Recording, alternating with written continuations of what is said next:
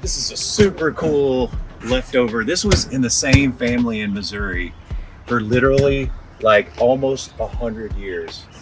Can you believe that? The same family for almost 100 years. In downtown Atlanta, trying to drive a Model T with the crazy like foot pedal, 3-pedal situation with no brakes. It's really just not something that's gonna be very useful. So in typical Fuller fashion, I just always like to put a new motor in. That's what I do. So, you know, if there's a problem, just put a new motor in. That fixes the problem. Rewire it. Put new brakes in. So I came up with the idea to do the world's first Restomod and deliver it to the Speedway Museum to Wheel Hub Live in Nebraska in 2 months. Tick tock, tick tock. And I talked Speedway into giving me a bunch of parts. So I'm like, hey, if you'll give me all those super cool parts you have, the stroker crank, the intake, the heads, all this stuff, I'm gonna use a T5 transmission. If you give me all that stuff, then I'll show up in Nebraska in 2 months, all the way across country in my T. It now needs a motor. Luckily, I brought in Roy, because I let my poor little super desirable late, flathead 4 V8 engine sit out in the yard. It's gonna be okay. I think it's gonna be okay. We'll get it running. Get it running. If you don't know, the Ford flathead V8 started in 1932, went through 53, if I remember right. And it is one of the greatest sounding engines around. I mean, it's what started the American hot rod fascination, and the V8 being, the engine in America, and it's been like that since this thing came out. So I'm super pumped to have my first one. Yep. Appreciate you letting me do it. Help. Yep. When I started this project, it was going to be the world's first Restomod. So a guy has a family Model T. It's been in his family for 100 years. He wants to drive it. So he decides to put, in 1948, he puts his brand new 1948 F2 commercial pickup, basically like an F250 of modern times, underneath a Model T. That was the idea. Then, you start milling it over, you start thinking about like, ooh, what if we did the first Raptor? Now we get to do dual shocks on each corner. We get to beef up the suspension.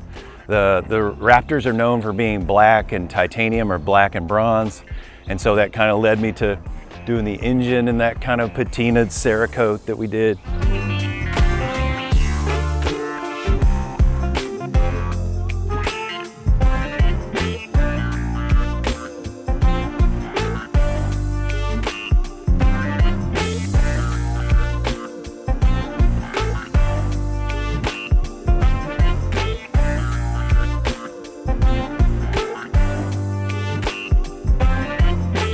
She is almost naked. It's about ready to test it out on the new frame jig.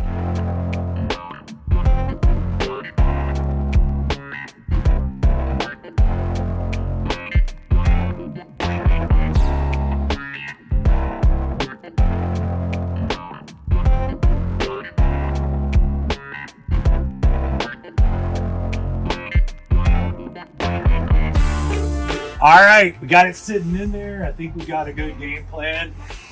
Got the big V8. It's sitting on the frame rail right now. The angle's pretty good. We've got the T5 held with a Speedway adapter that seems to be fitting really nice. I've got a tail shaft adapter that's going to move the shifter forward. And the plan is to move the radiator forward about 4 inches. I think 3 I could get away with. So at that point, maybe we can do some cool, like kind of swoopy headers coming out, which would be rad looking. But man, it is awesome. All right, guys, big moment. Look at all of these boxes from Speedway. I can't believe all the parts have shown up for the Raptor T. Cast aluminum Speedway intake manifold. That's gonna cool her down nice. Flathead bumper cam. Brand new starter, always handy. This will adapt between the T5 and the flathead. Valve springs. Woo! New shiny pistons. You get new pistons in your engine, that gets car guys fired up. Speedway Super 9 car. Bingo. Just got a brand new off your head. Old classic American brand right there, baby. Oh, straight out of 1940. All right, we made it.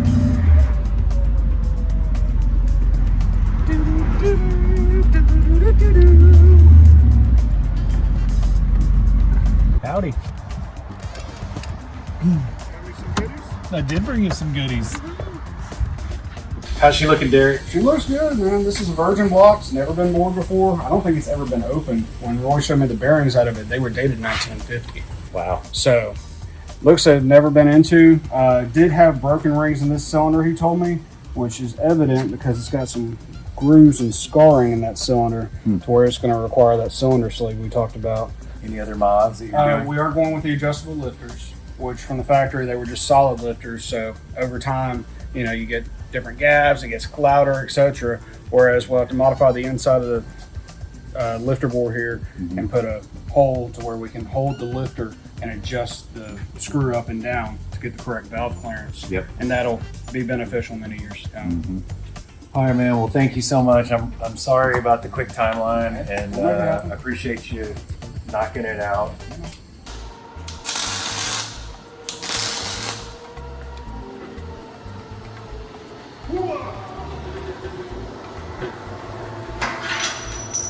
Johnson's Radiators in Alabama, Alan Johnson and his group made this full thing completely from scratch.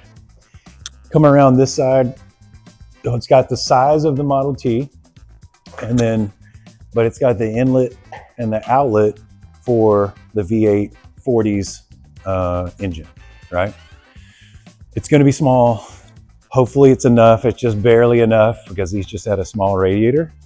But with electric fan, I wanted to go mechanical, but in order to cool it, we're just gonna have to do it. So 16-inch fan fits here. I gotta build a shroud in order to really make it cool. But man, look at how gorgeous that is. All soldered, brass. I mean, that is a really nice piece.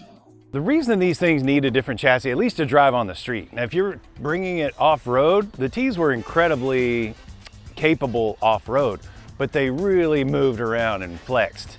So consequently, when you go into a turn, the thing would just dive, right? And so anything over, it's felt like 20 something miles an hour is super sketchy.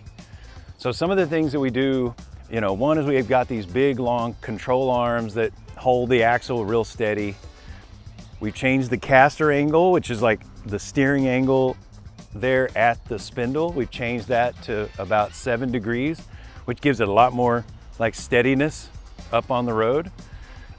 It's got a panhard bar, which basically just keeps the thing from going left to right, and steering stabilizer, and obviously shocks, which it didn't have. You put all those together and you end up with something that's way more drivable package. It's a lot more comfortable to be in, and you can get it to, I think I might get it to 70 miles an hour.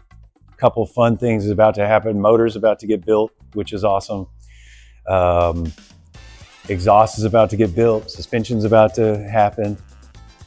But I've got 2.5 weeks left at this point. So, woo, it's up against the wall. Hopefully we make it.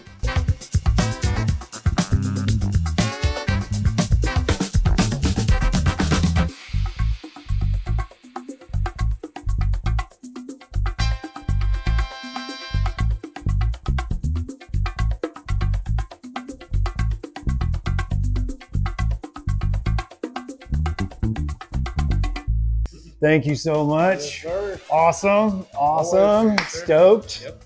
That's badass. Digging it?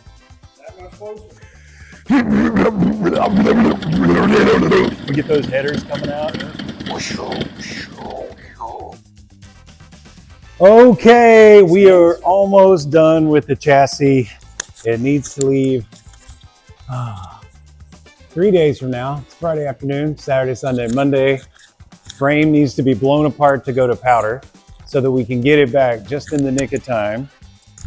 And so all of the connections between the engine, the suspension, the chassis, that kind of thing need to be worked out We've had a notch for the exhaust. So it's just, the problem is it's so low inside of it. There's nowhere to go. Zeke popped over from Barber, give me a little bit of, what's up guys? Little bit of welding help, but the T5 is in there ready to go. The clutch in theory is all buttoned up, ready to go.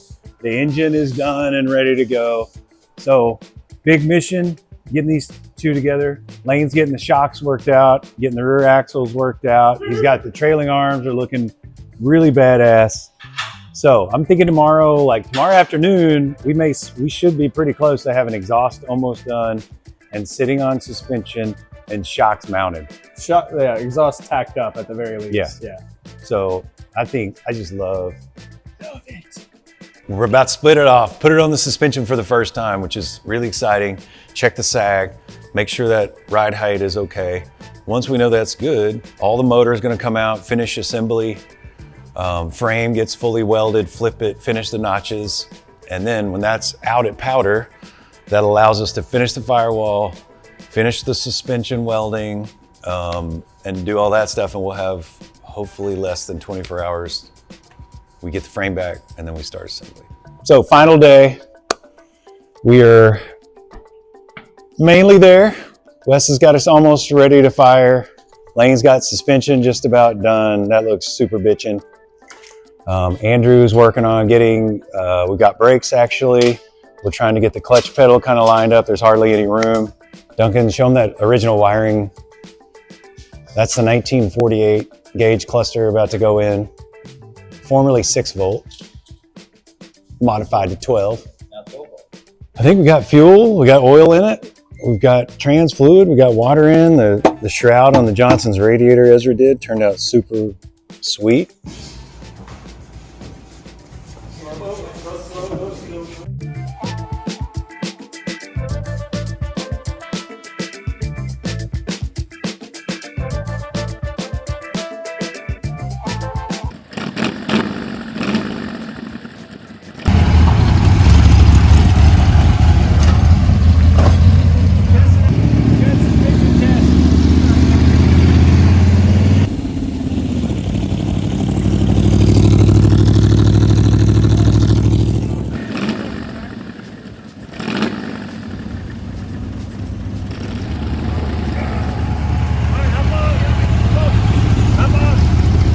Sounds amazing. Like the guys custom built the exhaust, and you know, Bryan was a bit worried when he first put it on because he used a muffler and it didn't sound as loud as he wanted, but actually it's the perfect cruiser. You know, you can take this thing anywhere. It blows me away at how nice this is to drive compared to driving it originally.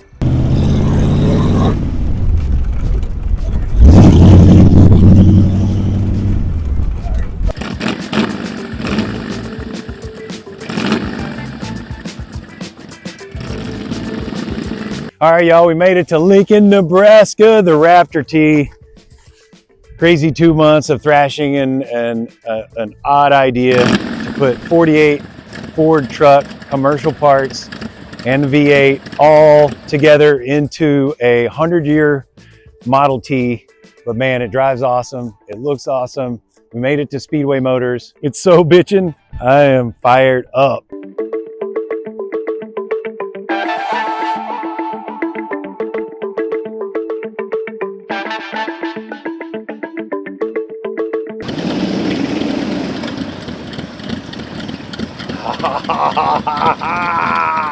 Now that is fun.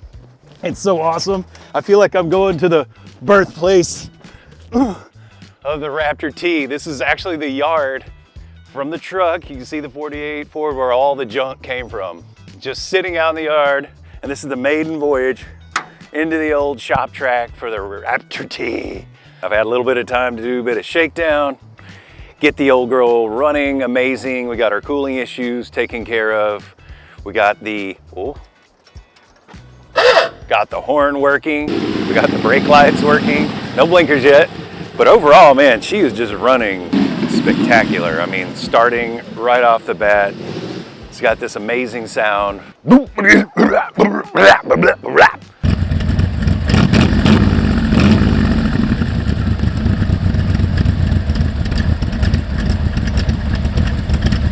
But man, overall, just an awesome driving vehicle, and wherever you take it, downtown Atlanta, wherever I've had the thing already, people just like look at you like, what in the world? And I've had some incredible, knowledgeable people from, Mike Wolf to Carini and Chip Foose and, like super knowledgeable guys, Troy Trepanier, who have looked it over and just like, dude, that is a special combination of parts that has hardly been done. That was the Raptor T. Big thanks for watching this video, and big thanks to all the guys that helped pitch in and make this 2 months possible. Speedway Motors, Wheel Hub and Wheel Hub Live, ARP, Lincoln Electric, obviously our big team here.